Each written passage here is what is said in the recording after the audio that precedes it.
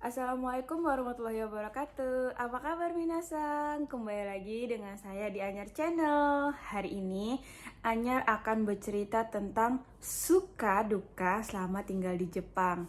Tapi ingat ya, tetap banyak sukanya kok. Dukanya walaupun ada tapi akan tertutupi dengan suka yang udah kita jalani di Jepang. Jadi jangan kemana-mana, tonton terus di Anyar Channel.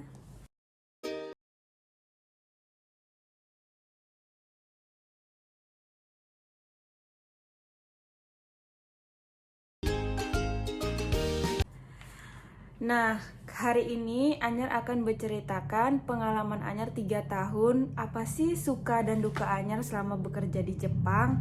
Nah, tapi sebelumnya Anyar akan bercerita tentang dukanya terlebih dahulu ya Minasang, bukan sukanya. Kenapa?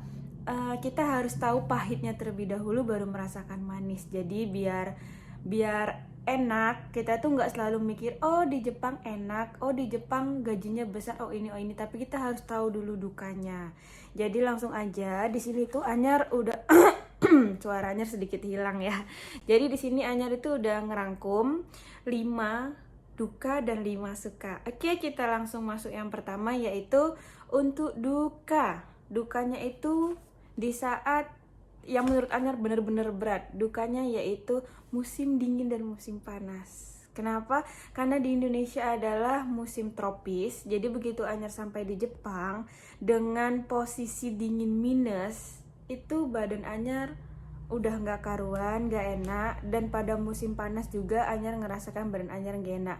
Dan saat pergantian musim itu Anyar sering kayak flu, terus batuk-batuk. Jadi itu adalah duka yang memang harus Anyar jalani setiap pergantian musim. Dan untuk minasang yang mau ke Jepang, mentalnya, fisiknya harus benar-benar ya dijaga karena musimnya itu ekstrim gitu. Oke, yang kedua, dukanya adalah harga barang yang mahal. Jadi Anyar terkejut banget waktu udah nyampe Jepang belanja. Hah? Kenapa harga satu tomat aja 10.000 gitu? Menurut Anyar itu kok mahal banget. Hah, kenapa seperti ini? Kenapa mahal gitu? Karena mindset Anyar waktu pertama kali datang ke Jepang itu harga satu yennya, harga yennya itu harga uang Jepang Anyar rupiahin ke uang Indonesia. Jadi Anyar ngerasa bener-bener kayak awal-awal, oh ternyata ini Jepang, semua barangnya mahal-mahal. Walaupun pada dasarnya kalau untuk standar kehidupan di sana itu ya cocok pas gitu, karena mungkin baru awal jadi ngerasa itu sangat mahal. Cuman untuk 5-6 bulan kedepannya udah mulai terbiasa dan nggak terlalu terkejut kali gitu. Oke, yang ketiga, kesehatan yang mahal. Ya, jadi kalau kita udah bekerja, kita udah ibaratnya seperti yang Anyar bilang tadi, pergantian musim apa, kita tuh kan harus jaga kesehatan dan kita berobat ya. Itu perobatan di Jepang mahal, obat-obatan itu mahal, semuanya mahal. Walaupun kita di sana ada yang namanya Hokensho. Hokensho itu sejenis asuransi kesehatan yang kita terima 70% uang kembali. Tapi kalau kita sedang sakit, kita sakit nih mau ke rumah sakit sekarang, kita mau ke klinik sekarang, ya kita harus pakai uang kita terlebih dahulu dan kita harus membayarnya terlebih dahulu. Itu nggak ada talangan dari perusahaan ataupun dari Kumiai ataupun dari mana, itu nggak ada. Ya emang pure uang kita sendiri gitu. Jadi kalau Anyar pribadi sering menyisihkan uang, memang uang itu untuk biaya perobatan Anyar tiba-tiba Anyar sakit. Nah, setelah udah selesai nih biaya administrasi pembayaran, kita udah clear semua, barulah kwitansi itu bisa kita klaim dan uangnya bisa kembali 70%, kurang lebih 3 sampai 4 bulan. Oke. Uang kembali, tapi tetap aja di awal kita harus punya uang simpanan untuk biaya kesehatan kita sendiri. Nah, selanjutnya yang keempat, buang sampah. Itu adalah duka yang menurut Anyar harus belajar. Kenapa? Di Jepang memiliki peraturan saat membuang sampah. Ada hari-hari tertentu untuk membuang sampah. Contohnya sampah botol itu udah asing, sampah sayuran itu asing, sampah seperti kardus-kardus itu asing, sampah kaca-kaca itu asing, itu nggak boleh disamaratakan seperti di Indonesia. Di Indonesia itu sampah ya jadi satu, baik itu sampah plastik, sampah botol, sampah kaleng, sampah makanan jadi satu pure. Kalau di Jepang itu nggak boleh. Jadi kita harus belajar setiap prefektur, bahasa Indonesia, setiap daerah, setiap kabupaten itu memiliki aturannya masing-masing. Seperti kalau membuang sampah plastik nih, pura dalam bahasa Jepang itu harus menggunakan plastik yang berwarna hitam. Ada juga yang menggunakan plastik berwarna hijau, ada yang warna biru dan ada yang warna kuning. Jadi semuanya itu punya peraturan masing-masing. Untuk yang baru datang ke Jepang, Anyar harap mau belajar dan gak boleh buang sampah sembarangan karena itu udah peraturannya. Oke, selanjutnya parkir yang susah. Di Jepang itu kita nggak boleh sembarangan parkir, baik itu sepeda motor, mobil, ataupun bahkan sepeda. Kita tuh nggak boleh sembarangan parkir. Sampai kita sembarangan parkir dalam waktu 5 menit saja, kita boleh bisa kena denda. Udah banyak kejadian orang asing yang ada di Jepang. Mereka seperti mau membeli sesuatu di depan, contohnya toko atau apa gitulah ya kan mereka. Jadi memarkirkan mobilnya sebentar gitu. Itu saat ada mobil patroli lewat itu bakalan kena denda. Langsung di tempat bayar denda. Kalau emang kita mungkin nggak bawa duit, itu akan ada surat nanti dari polisi bahwasanya kamu harus membayar denda sekian-sekian dan kamu datang ke kantor polisi terdekat. Dan terus saat parkir sepeda kamu nggak dikunci, jadi sepeda itu kan biasanya kita ya udah taruh aja gitu ya. Terus kalau emang ada tempatnya insya Allah aman gitu. Cuman dikarenakan di Jepang itu nggak ada yang namanya tukang parkir, dan kalau di stasiun itu biasa orang naruh sepeda sampai 2-3 hari, itu juga bisa kena denda saat kita nggak markirkannya dengan betul, udah gitu nggak dikunci, apalagi sampai kita naruh sepedanya itu bukan di area parkir. Ya udah sepeda kita disita dan kita bisa bayar denda. Nah, jadi itu ya dia 5 duka yang Anya rasakan selama bekerja di Jepang. Itu benar-benar butuh suatu kesabaran. Terus juga Anyar harus Anyar harus lebih ke kayak mana ya, adaptasi gitu ya, harus lebih ke adaptasi.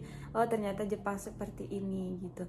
Anyar kurang lebih itu adaptasinya hampir 1 tahun ya minasang. Jadi selama setahun itu Anyar belajar terus gitu. Dan alhamdulillah dukanya udah terlewatkan. Sekarang Anyar akan bercerita suka selama bekerja di Jepang. Yaitu yang pertama, libur panjang. Nah, di Jepang itu bakal ada yang namanya libur panjang setiap pergantian musim. Walaupun Anyar di pengolahan makanan enggak ada yang namanya libur panjang, kami selalu kerja, tapi kami tetap bakal merasakan nih, oh libur panjang gitu. Kenapa? Orderan sedikit, terus mau ngambil cuti boleh. Terus seperti kalau udah libur panjang itu ada hanabi ataupun hanami, pada musim-musimnya itu kita bisa ya melihat kayak ada bazar, banyak orang jualan apa. Terus juga teman-teman itu banyak yang libur, jadi kita merasakan suasana hati yang senang. Dan itu setiap 3 bulan sekali pergantian musim akan selalu ada libur panjang, kurang lebih seminggu. Jadi Anjar seneng banget gitu, wah ada libur panjang. Dan gini, karena kemarin itu ada corona, jadi kan ya lebih banyak liburnya, lebih di rumah, sering ngumpul sama teman-teman. Jadi tuh kalau waktu libur tuh ngerasa happy, enjoy aja gitu. Kerjaan yang udah 3 bulan kerja capek penat, begitu libur panjang Anyar tuh ngerasa badan lebih rileks, pikiran lebih tenang gitu. Jadi lebih kalau anak sekolah mungkin setahun 2 kali, tapi kalau di Jepang libur panjangnya itu setahun 4 kali. Jadi banyak ya karena ada 4 musim gitu.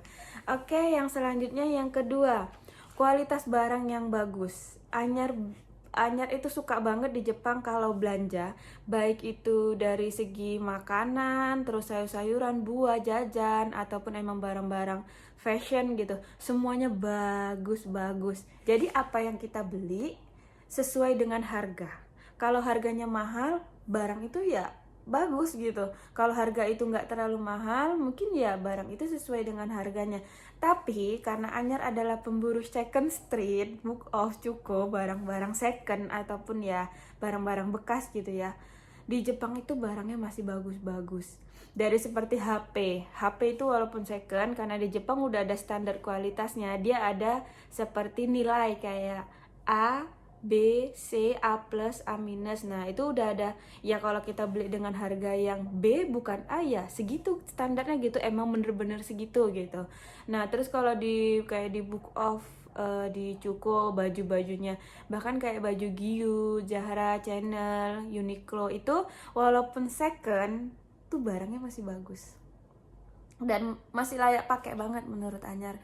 Branded tapi harga terjangkau. Nah itu yang ketiga.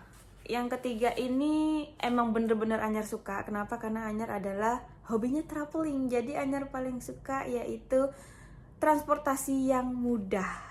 Transportasinya itu baik dari kereta bawah tanah, kereta api, pesawat, sikangseng, kereta api cepat, ataupun bus, taksi. Itu mudah untuk kita dapatkan. Jadi saat kita mau pergi kemanapun itu dengan tempuh jarak yang jauh ataupun dekat, kalau kita nggak tahu itu nggak bakal kesulitan untuk transportasi. Contohnya aja, Anyar nih dari Nagoya ke Tokyo itu bisa menggunakan transportasi bus, bisa menggunakan sikangseng yang lebih cepat, bisa menggunakan pesawat tapi sedikit lambat dikarenakan Anyar dulu jauh dari bandara. Tapi di sana transportasinya benar-benar best of the best. Ya, walaupun harganya mahal, tapi sesuai dengan apa yang Anyar dapat. Anyar sering naik sikangseng kalau pergi ke, contohnya ke Osaka, ke Tokyo, terus ya cuman kayak itu aja sih ya. Kyoto, Osaka, Tokyo, Yokohama gitu kan. Jadi itu ya nggak takut nyasar walaupun itu jauh. Dan walaupun Anyar nggak pandai berbahasa Jepang, saat kita tanya dengan Pak Ekinya, dengan udah banyaknya petunjuk yang ada di stasiun kereta api ataupun bus, itu memudahkan Anyar banget untuk berpergian. Jadi transportasinya itu bener-bener Anyar suka di Jepang. Oke, selanjutnya yang keempat. Yang keempat masih bersangkutan dengan hobi Anyar traveling, yaitu tempat wisata yang indah, tempat wisata yang banyak, tempat wisata yang ramah lingkungan, tempat wisata yang nggak perlu bayar, tempat wisata yang buatan ataupun tempat wisata yang alami, alam gitu ya. Jadi Anyar udah beberapa datang ke tempat wisata yang ada di Jepang, itu banyak wisata buatan. Contohnya aja seperti kayak sungai, waduk, ataupun air terjun yang emang air terjun kecil itu buatan. Terus kayak tempat-tempat spot foto yang memang itu buatan, tapi Masya Allah itu cantik banget.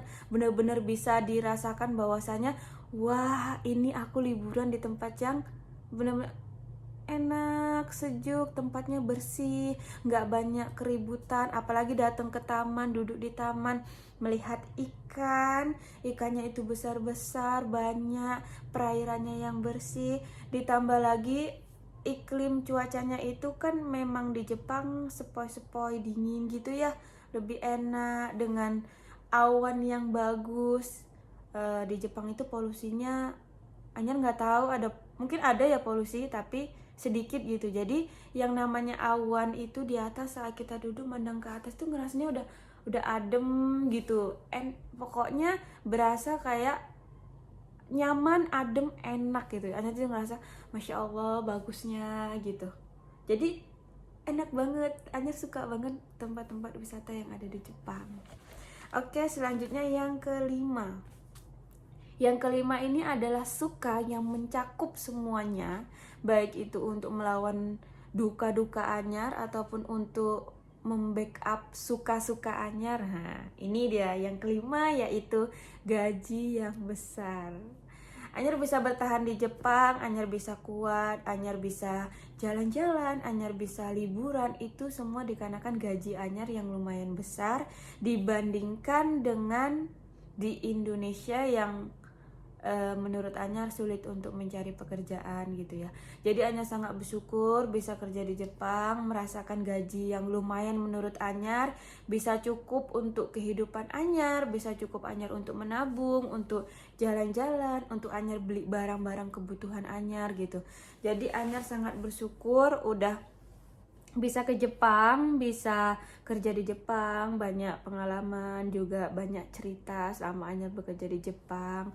Walaupun pada awalnya Anyar selama 1 tahun itu kena dampak corona, tapi setelah 1 tahun terlewati, tahun kedua, tahun ketiga itu semua udah mulai normal, gaji udah mulai normal, Anyar juga udah mulai mengenal dan adaptasi dengan Jepang. Jadi itu berasa seperti Masya Allah, Anyar sangat bersyukur dengan apa yang udah Anyar dapatkan gitu.